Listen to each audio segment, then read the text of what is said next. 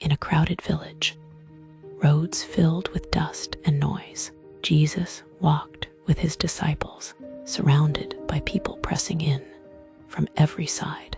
Everyone wanted something from him, a miracle, a blessing, a moment. But hidden in that crowd was a woman the world had forgotten. For 12 long years, she had suffered from a bleeding illness. 12 years of weakness, 12 years of pain, 12 years of being pushed aside, avoided, declared unclean. She had spent everything she had on doctors, yet nothing changed. Her body grew weaker, her hope grew thinner, until one day she heard a name: the healer, the teacher, the one who touched lepers without fear and lifted the broken with compassion. For the first time in years, a spark of hope flickered in her heart. She whispered to herself, "If I can just touch his robe, I will be healed." And so she moved through the crowd, step by step, weak but determined. People pushed her aside, but she refused to stop. Tears filled her eyes as she came closer, closer, until she was right behind him. With trembling fingers, she reached out and touched the edge of his robe. At that very moment, strength rushed into her body.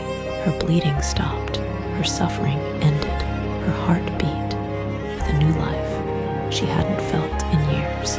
She turned to slip away quietly, but Jesus stopped walking.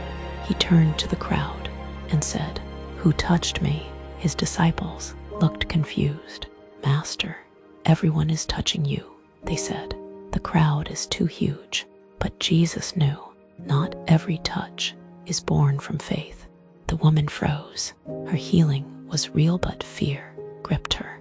Would he be angry? Would the crowd shame her? She stepped forward, trembling, fell to her knees, and told him everything. 12 years of pain, 12 years of loneliness, 12 years of brokenness. Jesus knelt beside her. He looked at her, truly looked at her, as if she wasn't forgotten or unwanted, but precious. And he said, "Daughter, your faith has made you well. Go in peace and be healed of your suffering." Daughter, a word she never thought she would hear again. A word that restored her identity, her dignity, her heart. The crowd may not have seen her, but Jesus did.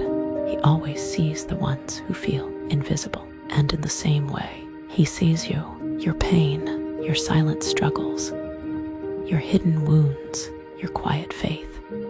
May this story remind you, when you reach out to Jesus in faith, even with trembling hands, he turns toward you with love, and he calls you his own. If this touched your heart, comment and share it with someone who needs it.